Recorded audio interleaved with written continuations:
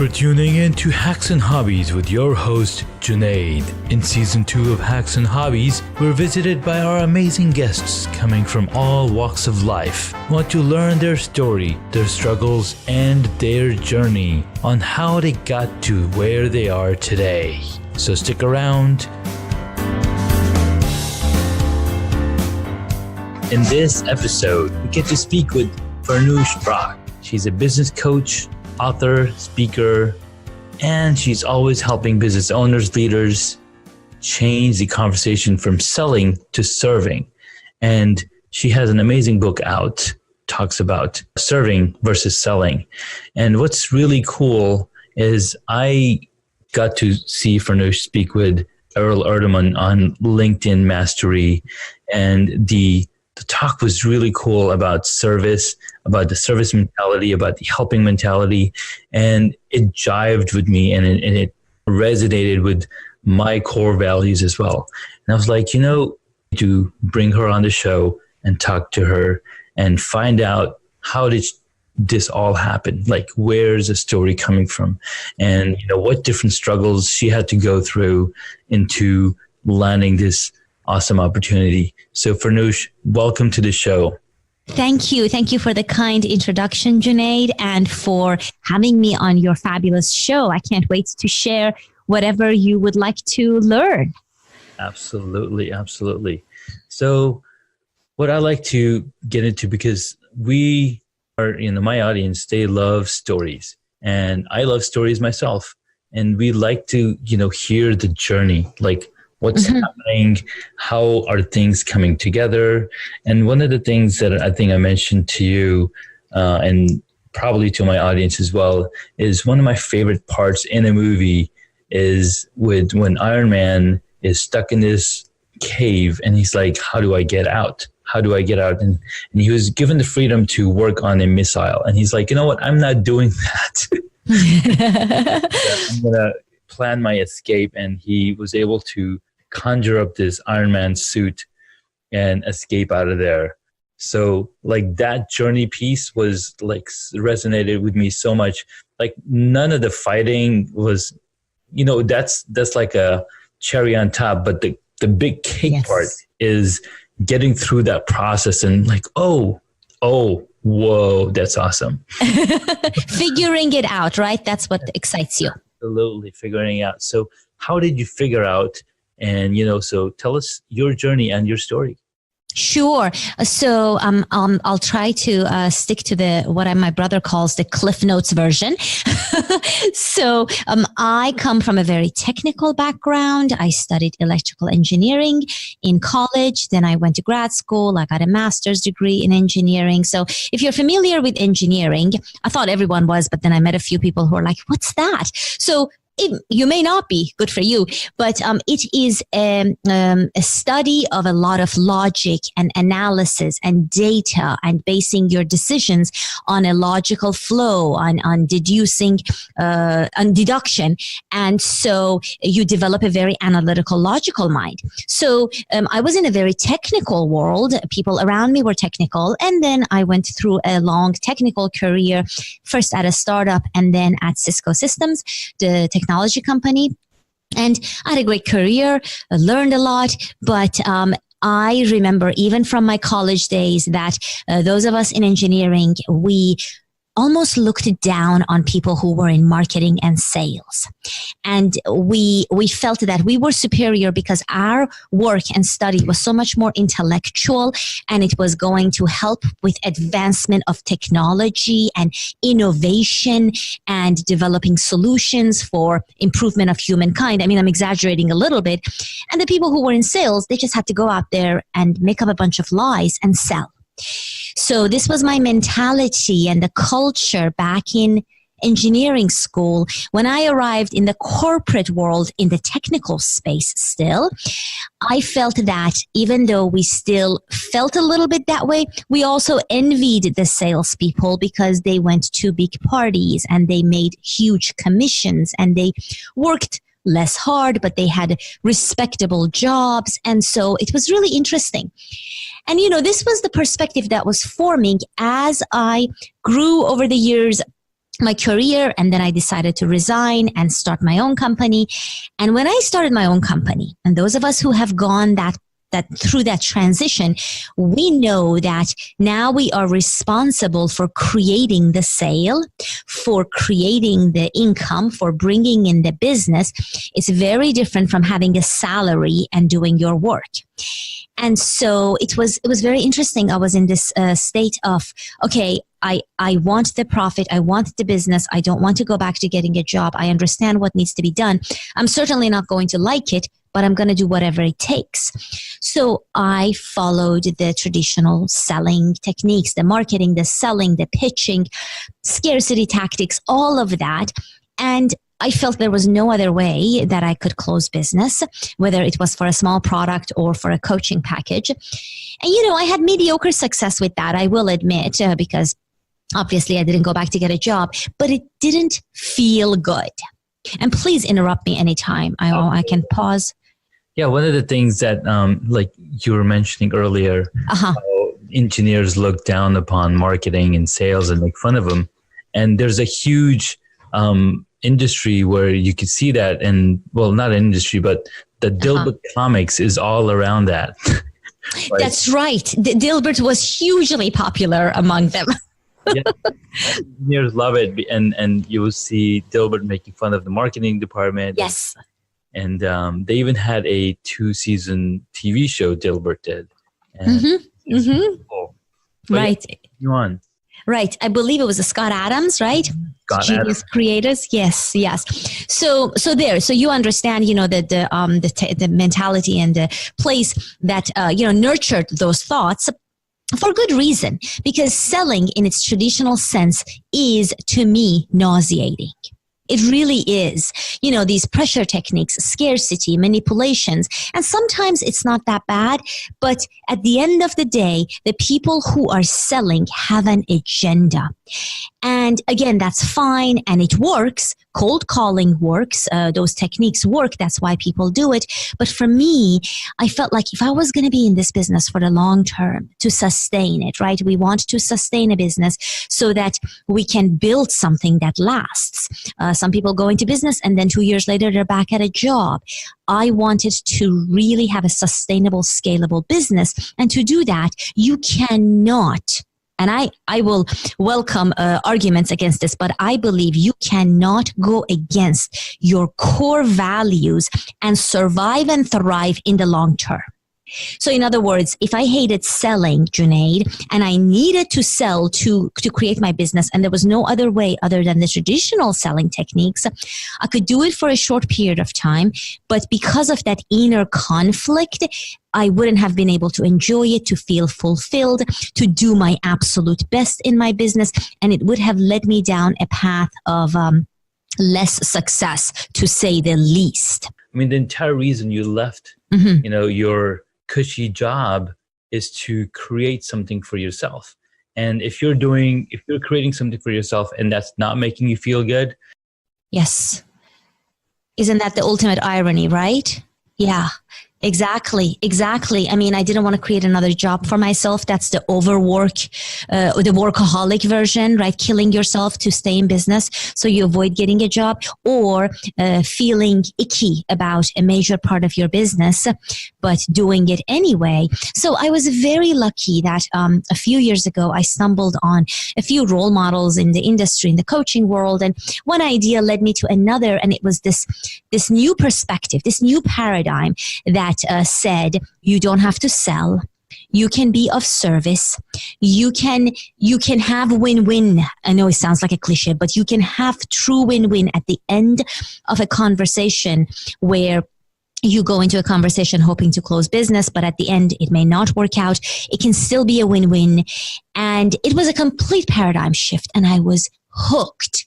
I still didn't believe it would work, but I was in a mastermind at the time. So we all decided to put those ideas of serving and creating clients, for instance, versus getting clients, different phrases, different mindset, and a different approach altogether to coaching people, coaching businesses, what have you.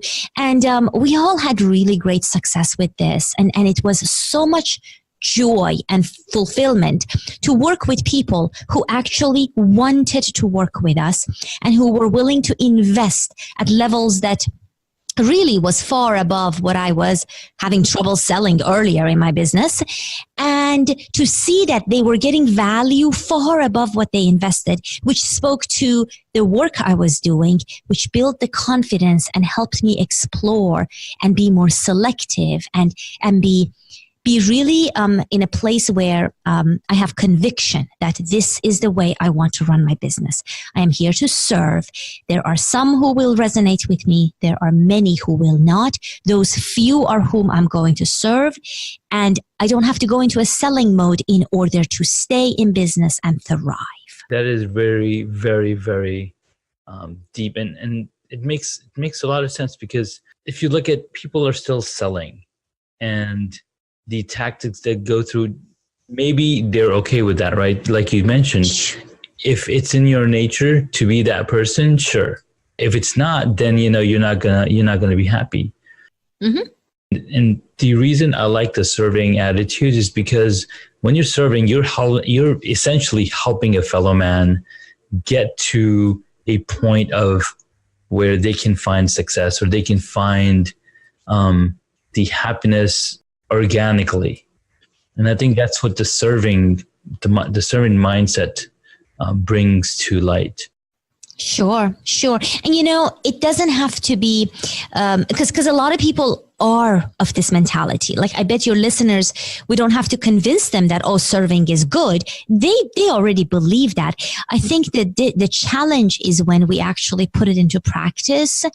And sometimes we are over giving, and it's exhausting, because if you're running a business and you're still not creating income and sustainable results, then obviously you will resort to other means. So no, I agree with you in that serving is beautiful. I think, and maybe this is an area you want to explore or not, that's okay. But how do we apply this to a practical business, and how do we bring it into daily life, daily interactions, daily conversations in a way that actually gives us results? No, I would definitely love to explore that, because it's something that I am discovering myself. It's something that I am learning myself and going through this journey myself, and that's why I'm filling my mind with people who have gone through the journey, who've gone through the process. Sure. Their ideas and reading tons of books on just so many different ways that people are either like the funnels, like these words are like popping up everywhere. Funnels, your avatar, your landing page, your sales page. And a lot of this, it's all coming down to, okay, this is really interesting. It's something that I did not hear about, in the past, mainly because I wasn't going and looking for this kind of information. Mm-hmm, but it's becoming more and more apparent as I look into creating a passive income, or creating a system where it will bring me value and bring me a sort of a jumping off point where I can be like, okay, I got to focus full time on here, and I don't need to, I don't need that cushy 9 to 5, because this can actually work. Mm-hmm, mm-hmm. Okay. Well, where would you like us to go in that context? I mean, I can speak to what I kind of talk about in the book. Yeah, let's go into the area where you talk about in the book. Okay. How would somebody approach that serving attitude or serving mentality, and how would that create the outcome? Sure. So I think the context matters here. And so where I find the serving mindset being of most value is when we are running a professional service-based business. So by that, I mean you're offering yourself, you're the asset, you're the intellect in the business to some extent, maybe not the only thing in the business, but to some extent, you as an individual, as an expert, work with others in a coaching, consulting, advisory advisory capacity. That can be IT consulting, it could be business coaching, it could be teaching, training, speaking, right? You get the idea. And that's where the first thing that I would say to those professionals is you need 100% clarity on your value. What is the value you bring to a business or to an individual? And how can you clearly articulate that to me? In other words, one question I like to ask is, what are 3 top outcomes you help your ideal client create? Okay. So that really helps you focus on your abilities to help an organization or an individual go from point A to point B closer toward their goals and their dreams, right? And this is not about niching down. That's very different. And in fact, I don't really feel that's necessarily something I agree with. So it's very different. It's about clarity. You know, for instance, I tell people, I do my best work when this situation is in place, and here are the outcomes I help you create. Here is an area that's my sweet spot, and so on and so forth. So being able to articulate that confidently. Now, some of this may be challenging for those of us who come from the tech world and who are more shy or introverted. I know, because a lot of my colleagues and peers were like that, and they feel that might be in the bragging zone, or you're talking yourself up. And sure, it could be done that way by some, but not necessarily. So if you feel confident telling me the outcomes you help your client create, that is not bragging. That is information that a prospective client needs to hear in order to make a decision as to whether to engage with you or not. And that information needs to come up at the right time in those conversations, which brings me to the number one thing. Hopefully, if you take away nothing else from this conversation, I'm talking to your listeners now, please remember this: conversations. Have more conversations. So in those conversations, the whole value proposition, what you stand for, what outcomes you help people create, needs to come up at the right time.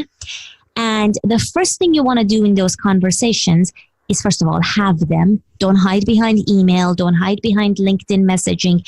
Get on the phone when there is at least a little bit of a mutual interest. Have a conversation. Have a framework for that conversation. And I talk about that in the book. But at a high level, you want to set up the context of that conversation with your prospective client. You want to lead the conversation, not be led by it every which way, but you also are an active listener and you want to take cues from your prospect, right? But you're still leading the conversation because you are more or less in charge. You are sharing yourself as a resource. You are creating an experience for that prospective client. So some of us have this mindset, Junaid, that people talk to us over here, and then we have the selling conversation, which is one piece, and then they get to work with me, and then you're this other person that they get to work with. But that's not true. Every interaction someone has with you, they are, I'm sorry to say it, but they're judging you.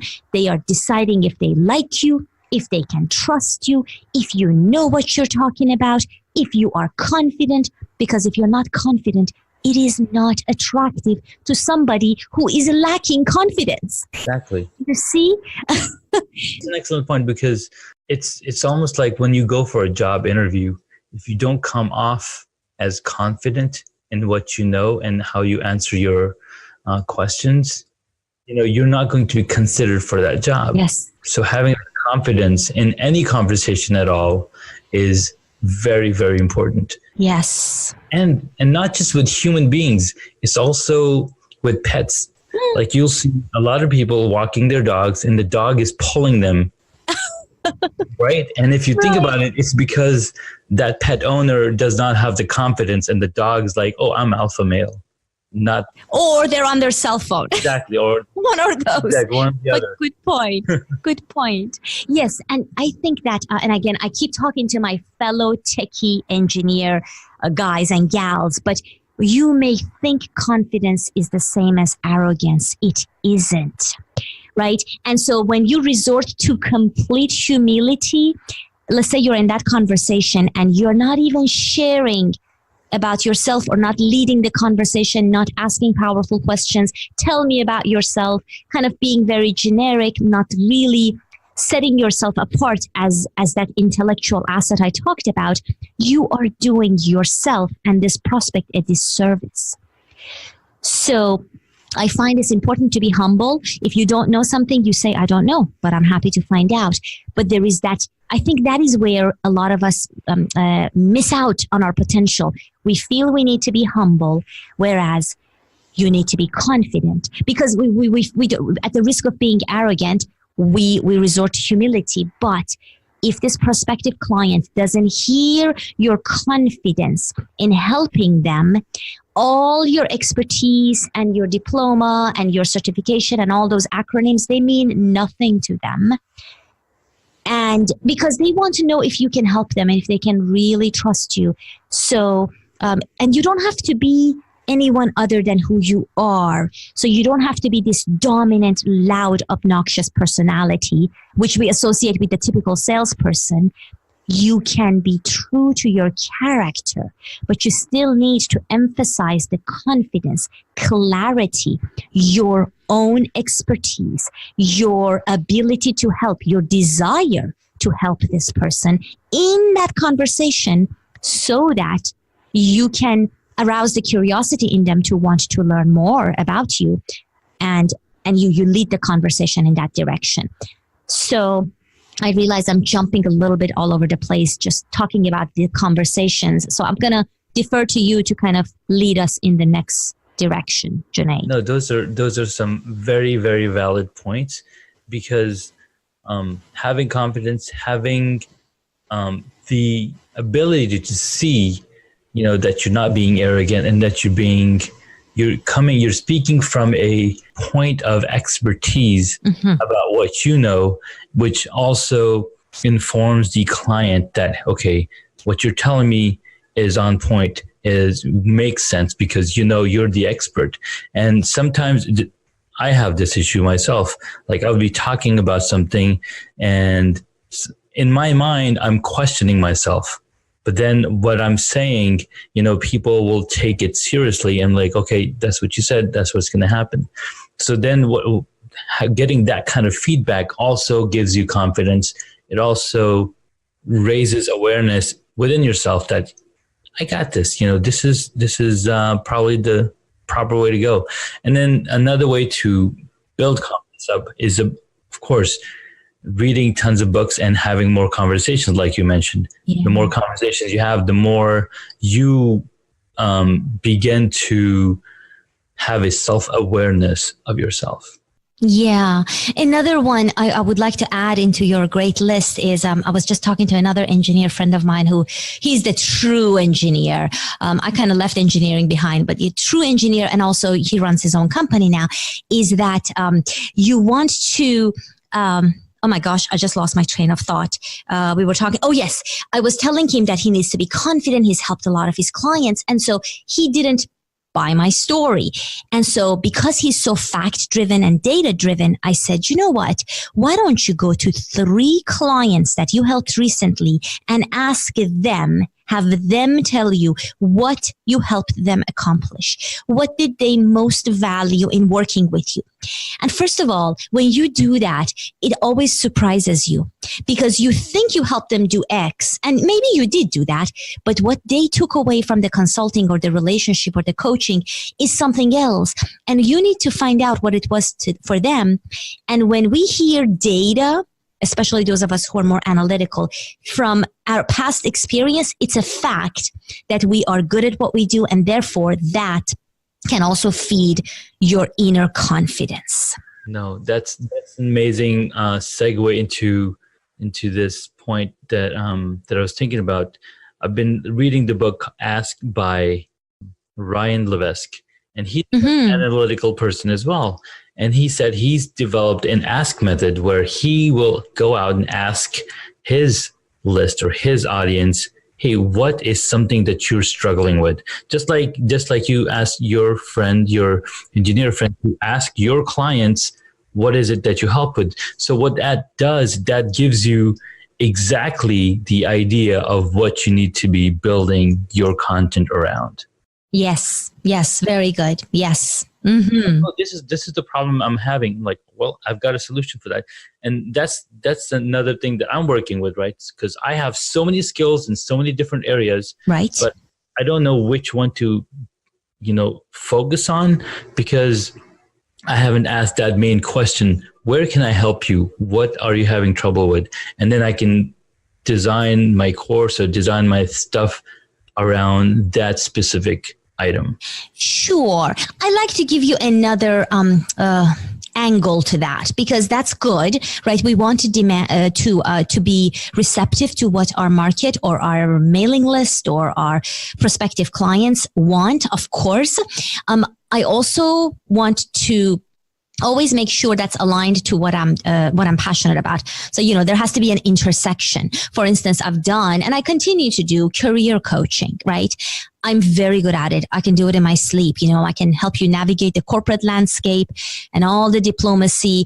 And now I'm finding, that may not be something I am as passionate about as another topic, hence the serving mindset, which is mainly targeted towards business owners.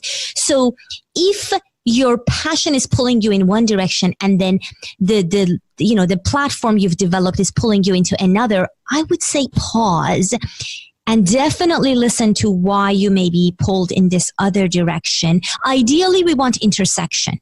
There is demand, there is passion, there is income, and stability in this particular area that we're going to go for. And of course, that can evolve over time. For a couple of years, you can focus on one thing, then it can evolve, because you evolve as an individual if you're always growing. Now, I don't know if that's going to make it more confusing for you or helpful, but I just had to share that. That's absolutely helpful. That's absolutely helpful. You've got to find the intersection between your passion and what they're looking for. Yeah. Mm-hmm. Right. And bring in the monetization part. I think Mr. London, so I joined this one group, and I'm getting emails from Mr. London every day.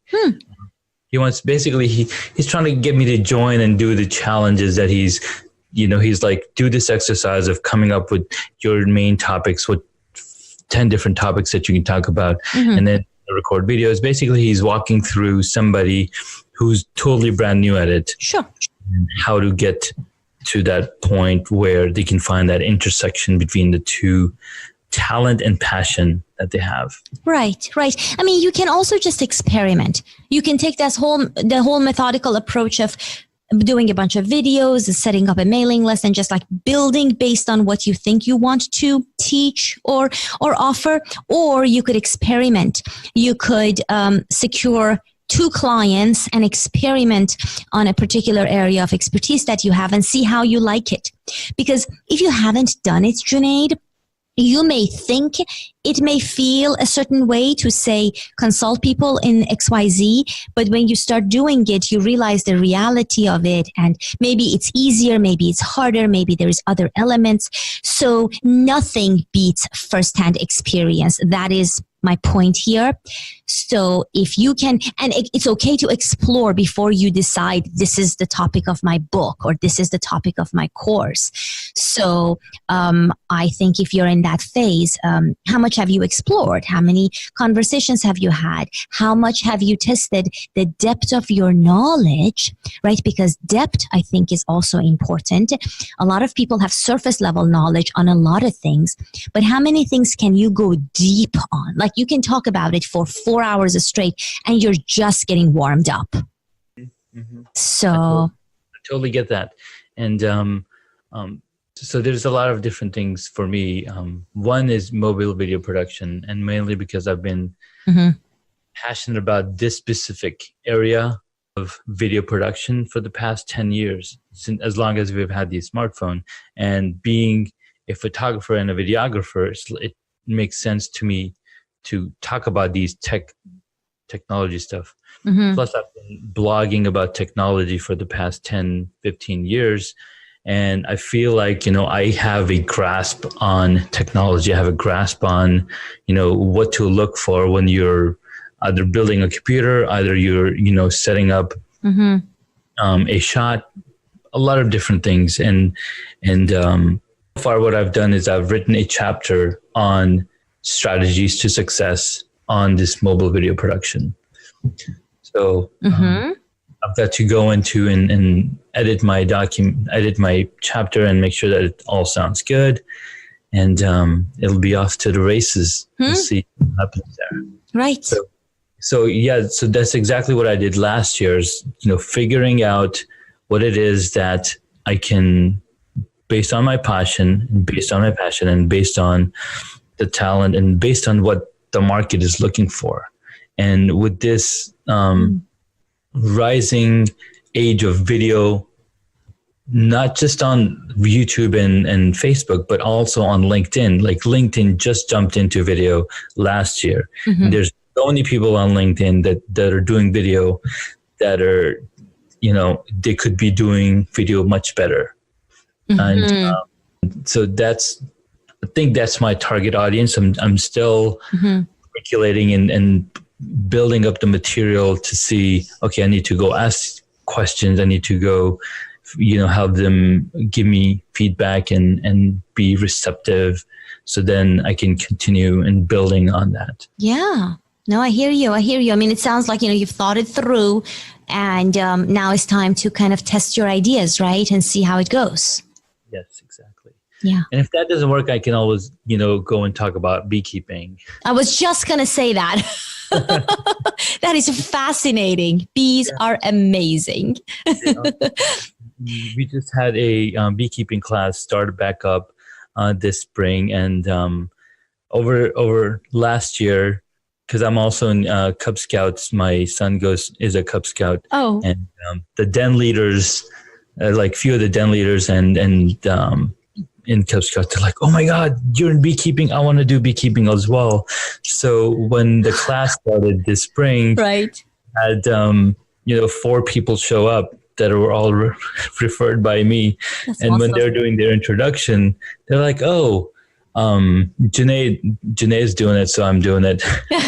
See, that's called influence, okay? And it's in the most unexpected place because you're passionate about something. They hear about it. They are passionate. And now, this little class has formed. Ideas have come together. People have come together. Yeah, that's awesome. Calling myself the beefluencer. There you go. Very clever, Junaid. So maybe there's something there. I mean, I did buy a domain name called My Humble Bees last year because I was like, I'm going to produce all this content all around bees and I can just post it on here. You might be joking, but I'm going to tell you, amazing ththings happen, still to my shock. When I started getting fascinated and addicted to green juicing in 2007, I started, and I had no intention, no business idea behind it. I just wanted to juice and write about it and share about it. And that led to a blog, then a mailing list, then a little tiny ebook that I wrote while I was on vacation, which sold like hotcakes, which led to my publisher who found me, which then led to a book and then to 4 more books, not all on juicing, because I followed this passion. So it's like this side hobby. And now those books have sold combined, 160,000 copies overall. And it's ridiculous. And I would have never said, oh, I'm setting out to start a proper green juicing business. No, it's all from the hobby. Yes. And you can't bet on that. You can't count on that working out and you pay your mortgage. I get that. But what could happen if you are just open to that idea? You can still do your other stuff. But what if you also listen to the hobby, the passion, and just explore and be curious? So, don't be kidding. Go put out the website. Go let the passion drive it. See where it takes you. And you might have a book deal. Yeah. Right? No, you're absolutely right. Because I was listening to Tim Ferriss talk to Joseph Gordon-Levitt. And so Joseph Gordon-Levitt started this site with his brother called Hit Record. And it was just a side project. It was just a hobby. But he said 5 years later, he's got a huge community. There are movies coming together. There are short films, and and people are like backing this, and he's like, I want to do this full time. Yeah. It's like, I never thought that it would become something. Right. And Tim Ferriss said the same thing. He said, I started out as an author. He wrote the 4-Hour Work Week. Right. And then he had to do another 4-hour book. And he was like, I was not feeling joy. And then so what he started doing the podcast. And he's like, I love podcasting. I love the podcast and the aspect around it. Yeah. And so that's what he does. Yeah. JLD, John Lee Dumas, he's got a huge podcast. And if you want to be a speaker, and this is something I learned recently, if you want to be a guest on his show, you got to pay up. You have to pay now. I've already been on his show, but that was years ago, a couple of times. So you have to pay to be on his show now. Are you serious? That's what I heard. Wow. $5,000. So you were on John Lee Dumas's. Twice. Yeah. I'll have to go check out those. I'll have to go check them out. I guess I owe him $10,000. Oh my gosh, too funny. Yeah. So, and some of those are sort of like your extraneous circumstances, your one in a million, things that, a lot of people do all of those, they follow those methods, but maybe there's one or few of them that come out to be so successful. And I think, because that sometimes discourages people, Junaid. They think, there's all these other people who are trying, but there's only one that succeeded, or it's too late for me. This ship has sailed. But I think what we don't understand is how you could play even a smaller role. Like you could have a tenth of his success and still be pretty successful, and still have a very comfortable side income and give yourself freedom. So it's sort of like the pressure to be that successful is actually not helpful. But as long as it's inspiring to help you kind of explore in a different direction, but not put expectations on yourself, because I find that is not always very fruitful when we pressure ourselves. Yeah, you're absolutely right. I mean, it totally makes sense. And I was like, wow, that's really interesting information, because the podcast that I was listening to, he's saying, get on as many podcasts as you can as a guest, because it again brings market. It's like marketing your business or your services. Mm-hmm, mm-hmm, right. Well, we talked about hobbies. We talked about your book and the awesome things you have on there. We've got just a few questions towards the end of the show. So let's do it. Mm-hmm. Yeah, let's do it. What is one hobby that you wish you got into? I wish I got into music. Ideally violin or piano. And we actually have a beautiful piano at home, but it's mostly for my husband. And I wish, as a kid, I got into music. But I've forgiven my parents. That's okay. I can relate. I can totally relate to that. I think that would be really a soothing hobby in this digital day and age that we live in, and creating music, having the ability to create music. So, I love music as well. I listen to a lot of music, and I have the GarageBand apps on my phones, and I'm like, I want to create a beat. I want to do this and that. Yeah. So the music intro for this show is actually a friend of mine who wrote this music. Nice. And I gave him many rides to the train station. Like, I can pay you back in some music. I was like, sure. Wow. Absolutely. Looking for some music for my podcast. Sweet. And so then he played back some tracks. So that was awesome. Okay. What is your favorite movie or TV show? And if none, how about a book? I have so many favorite books. I would say one of my favorite movies, and this is not going to sound very intellectual, but it's Robin Williams and Nathan Lane in The Birdcage. It Ooh. is the funniest and just the most lovely movie to settle down with. I love that movie. I mean, I love tons of movies. You know, we go to the Toronto International Film Festival every year, and I get a chance to watch movies that don't make it to the big screen. You know, it's where the premieres happen, and it's a great festival. But that's the one that I wanted to share because if you haven't seen it, and of course, you know, it's a reminder of Robin Williams and the talent that we lost. So yeah, good one. Mm-hmm. Yep. I will have to check it out. I have seen that front cover before, but I've never. Oh, it's so good. So good. I might have to go watch it again now that I'm talking about it. You better go on. I will go on. All right. What is your favorite superhero? You know what? I really like, this is going to sound really silly, but I really like Edna in The Incredibles. Mm-hmm. So Edna designs the suits.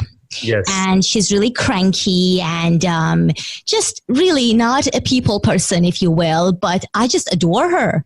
And very bossy, but, you know, she is behind all the hero work, if you will, because she designed the suits.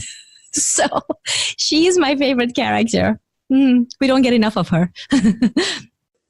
And awesome. So last question. If you were a board game, what would it be? Oh, a board game. You know, I didn't grow up playing a lot of board games. I grew up in Iran, and the only board game we would play, well, my parents would play and we would watch them because I didn't speak English when I was younger, was a Scrabble. Okay. So I guess I couldn't be Scrabble, could I? Absolutely Scrabble. Oh, okay. All right, then I'll be Scrabble. Yes, it's a very special game to me. And it's words and language and things that I love so much. So there we go. I'll be Scrabble. Perfect. Well, thank you so much, Farnoosh. This was an awesome conversation. We learned a lot. And thank you so much for your time. My absolute pleasure. Thank you for your very unique questions and a wonderful conversation, Junaid. Absolutely. Have a good day. Cheers. Bye.